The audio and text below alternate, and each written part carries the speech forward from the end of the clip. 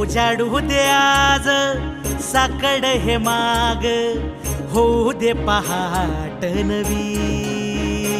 आता होऊन जाऊ दे साऱ्या जगाला पाहू दे, पडू दे पाऊल पुढं.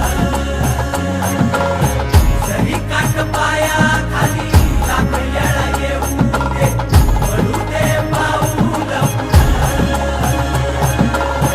मोठी लढाई र लढू मातीसाठी र गड्या, मनगटाचं जोर लावून.